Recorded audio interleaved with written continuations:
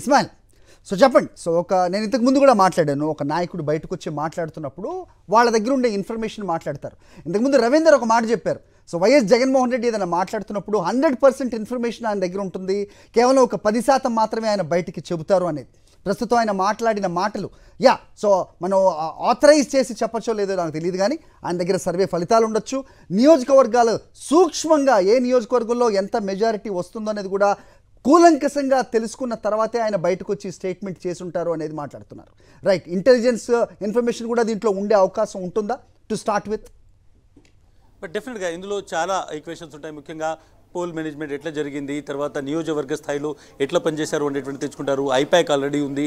At the same time కొన్ని agencies చేసినటువంటి survey ఉంటుంది. ఇవన్నీ సర్వేస్ని అన్ని ఆధారం చేసుకున్న తర్వాత నాయకుడికి ఒక అవగాహన ఉంటుంది. 2014 ఎలక్షన్ చూశారు, 19 చూశారు, ఇప్పుడు 24 కూడా చూసిన తర్వాత ఆయన తనకు ఉన్నటువంటి ఒక పక్క ఇన్ఫర్మేషన్తో 151 సీట్ల కంటే ఎక్కువ సీట్లు గెలుస్తున్నామన్నారు. సో డెఫినెట్గా వైనాట్ 175 అనేటువంటిది స్టిల్ రిమైన్ ఉంది. కాబట్టి 175 టచ్ చేస్తారా, ఎన్ని సీట్లు వస్తారనేటువంటిది కూడా చూడాల్సింది. ఈక్వేషన్ చెప్తాను, ఒక మాట చెప్తాను. మనం ఎలక్షన్స్ ని రెండు విషయాల్లో మనం దాన్ని రీడ్ చేయాలి. ఒకటి నరేటివ్ అని, రెండోది మొమెంటం. నరేటివ్ అంటే అసలు ఈ ఎలక్షన్ కి నరేటివ్ ఎవరు సెట్ చేశారు, ఈ ఎలక్షన్ పేదలు వర్సెస్ పెత్తందారులు అనేటువంటి ఒక నరేటివ్ని జగన్మోహన్ రెడ్డి చాలా రోజుల క్రితం సెట్ చేసి సిద్ధం అనేటువంటి ఒక క్యాంపెయిన్తో దాన్ని మొమెంటం టువార్డ్స్ వైఎస్ఆర్సీపీ వైపు తీసుకెళ్లారు. ఇవి రెండు కూడా అటు నరేషన్ కావచ్చు, మొమెంటం కావచ్చు, రెండు వైఎస్ఆర్సీపీ వైపు జగన్మోహన్ రెడ్డి వైపు కనిపించాయి. ప్రధానంగా ఏదైతే పేదలు వర్సెస్ పెత్తందారులు ఖాయం చేసిన తర్వాత ఏదైతే వాలంటీర్స్ ఇష్యూ కావచ్చు, లేకుంటే పెన్షన్స్ కావచ్చు, ఎవ్రీథింగ్ మేనిఫెస్టో నుంచి మొదలు పెడితే క్యాంపెయిన్లో సిద్ధం అనేటువంటి మాట. జగన్మోహన్ రెడ్డి సిద్ధం అంటే చంద్రబాబు నాయుడు సిద్ధమా అడిగినటువంటి పరిస్థితి. క్యాంపెయిన్ ప్రతిదీ కూడా జగన్మోహన్ రెడ్డి ఒక మాట అంటే దాన్ని ఒక కాపీ కొట్టినటువంటిది మాత్రమే చంద్రబాబు నాయుడు దగ్గర కనిపించింది. సో ప్రతి మొమెంటం అనేటువంటిది జగన్మోహన్ రెడ్డితో కనిపించింది. ఎలక్షన్ ముందు నుంచి కూడా చాలా క్లియర్గా ఉన్నారు. ఆయన క్యాండిడేట్ సెలక్షన్ దగ్గర నుంచి క్యాంపెయిన్ స్టైల్ చూసుకున్నా, ఏది చూసినా కానీ మీరు అది మీడియా కావచ్చు, సోషల్ మీడియా కావచ్చు, ప్రజల్లో చర్చ కావచ్చు, అది ఒక పాట కావచ్చు, ఏదైనా కానీ జగన్మోహన్ రెడ్డి వైపే కనిపించినటువంటి పరిస్థితి. సో డెఫినెట్గా ఇవన్నీ చూసిన తర్వాత జగన్మోహన్ రెడ్డి తనకున్నటువంటి సర్వేలు అంచనాల ప్రకారం 151ని సర్పాస్ చేస్తామని చాలా క్లియర్గా చెప్తున్నారు. జగన్మోహన్ రెడ్డి తనకు తాను 175 సీట్లు టార్గెట్ పెట్టుకున్నప్పుడే ఆయన టార్గెట్ ఏంటిది అనేటువంటిది డెఫినెట్గా ప్రతిపక్షాలు ఆలోచించి ఉండాలి. ప్రభుత్వంలోకి రావడం మాత్రమే ఆయన టార్గెట్ కాదు, ప్రభుత్వంలోకి ఇంకా బలంగా రావాలి. గతంలో 2019లో తానే సెట్ చేసినటువంటి రికార్డును బ్రేక్ చేయాలి అనేటువంటిది జగన్మోహన్ రెడ్డి టార్గెట్. కాబట్టి ఆయన ఎప్పుడు కూడా ఎలక్షన్లో గవర్నమెంట్ రిటర్న్ కోసం మాత్రమే ప్రయత్నించలేదు, ఒక పెద్ద మెజారిటీ రావాలి, 2019లో తాను సెట్ చేసినటువంటి రికార్డును బ్రేక్ చేయాలనేది టార్గెట్గా పెట్టుకున్నారు. దానికి అనుగుణంగానే తన క్యాంపెయిన్ కావచ్చు, 5 ఏళ్ల తన పాలనను కావచ్చు ప్రజలకు తీసుకెళ్లి మంచి జరిగితే ఓటేయమని చెప్పారు. సో డెఫినెట్గా ప్రజలు మంచిని చూశారు కాబట్టి పెద్ద ఎత్తున ఓటింగ్లో పాల్గొన్నారు. మహిళలు, వృద్ధులు ఓటింగ్లో పాల్గొన్నటువంటి తీరు చూసిన తర్వాత ఆంధ్రప్రదేశ్ ఎలక్షన్స్ ఎటువైపు వెళ్తాయనేటువంటి దానికి ఏ సర్వే అవసరం లేకుండానే ఒక కామన్ మ్యాన్ కూడా ఊహించగలరు డెఫినెట్గా జగన్మోహన్ రెడ్డి వైపు ఎలక్షన్ జరిగిందని. రైట్, మీరు చెప్పిన నెరేటివ్ ఏదైతే స్టార్ట్ చేశారో దానికి ఫాల్స్ నెరేటివ్స్ అనేకం తీసుకొచ్చిన పరిస్థితి కూడా మనం చూసాం, ending with land titling act వరకు కూడా. సో అదేమీ ఫలించలేదు అనేది రిఫ్లెక్ట్ అవ్వబోతోందా, ఆయన మాటల్లో ట్రాన్స్లేట్ అయ్యిందా అనేది ఒక అంశం అయితే కొంతమంది చెప్తున్నారు. అంటే మామూలుగా కార్యకర్తలకు అవ్వచ్చు, లేదంటే ఓటు వేసిన వాళ్ళకి, లేదంటే ప్రస్తుతం ఐపాక్ ప్రతినిధులకి ఒకంత వాళ్ళలో హోప్ పెంచడానికి, బూస్ట్ ఇవ్వడానికి అనుకుంటే కనుక పోలింగ్ నెక్స్ట్ డేనే వచ్చి మాట్లాడచ్చు. కానీ సమయం తీసుకున్నారు. ప్రతి మాటని ఆచితూచి మాట్లాడే వైఎస్ జగన్మోహన్ రెడ్డి దగ్గర నుంచి ఇలాంటి స్టేట్మెంట్ 5 years గవర్నెన్సా, ఆయన ఇచ్చిన సంక్షేమ కార్యక్రమాల ఏ రకంగా చూడాలి? డెఫినెట్గా జగన్మోహన్ రెడ్డికి సంబంధించి ఒకటి ప్రధానంగా తన పాలన అనేటువంటిది 5 ఏళ్లలో ఆయన చేసినటువంటి డెలివరీ మెకానిజం మీద ఆయన ఓటు అడిగారు. రెండోది ఒక పార్టీ ఎలక్షన్ క్యాంపెయిన్ ఏ విధంగా చేయాలి అనేటువంటిది మనం 2024 వైఎస్ఆర్సీపీ ఎలక్షన్ సంబంధించి చేసినటువంటి ఒక క్యాంపెయిన్ మనం కేస్ స్టడీగా జర్నలిస్టులు కావచ్చు, లేకుంటే పొలిటికల్ అబ్జర్వర్లు తీసుకోవాల్సినటువంటి సిచ్యువేషన్.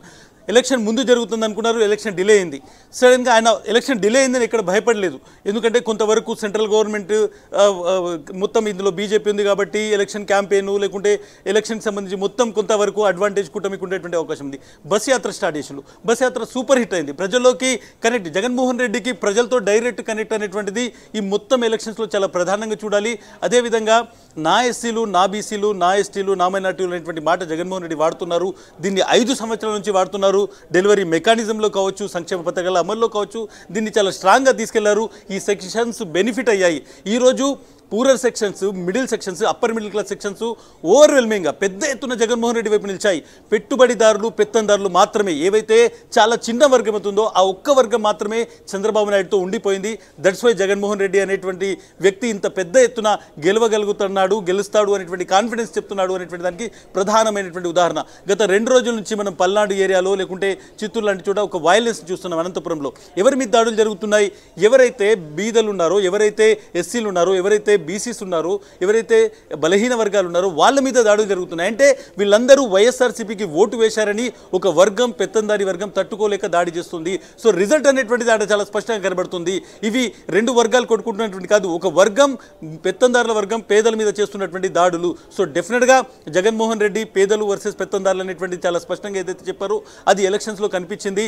పేదలందరూ జగన్మోహన్ రెడ్డి వైపు నిలబడ్డారు, బలహీన వర్గాలన్నీ జగన్మోహన్ రెడ్డితో నిలబడ్డాయి. ఆ ఎలక్షన్స్ తీరు మొత్తం అలాగే జరిగింది. రిజల్ట్లో కూడా ఇదే ప్రతిబింబించబోతోంది. బట్ డెఫినెట్గా 5 ఏళ్లలో మంచి చేస్తే జనం ఓటు వేస్తారు. పాజిటివ్ ఓటు కూడా ఒక వేవ్ లాగా ఉంటుంది అనేటువంటిది 2024లో ఎలక్షన్స్లో ఆంధ్రప్రదేశ్ రిజల్ట్స్ను బట్టి ప్రపంచం చూడబోతోంది.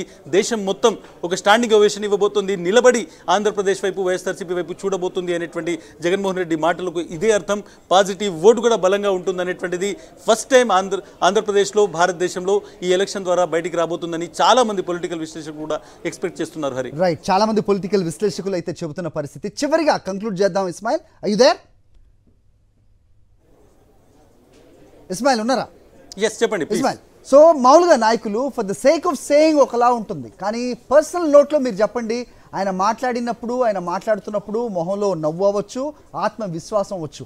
It is reflecting the coming results అనేది ఖచ్చితంగా ఉంది అనేది చాలామంది సీనియర్ నాయకులు కూడా చెప్తున్నారు. ఇంతకుముందు కొమ్మినేని గారు కూడా మాట్లాడారు.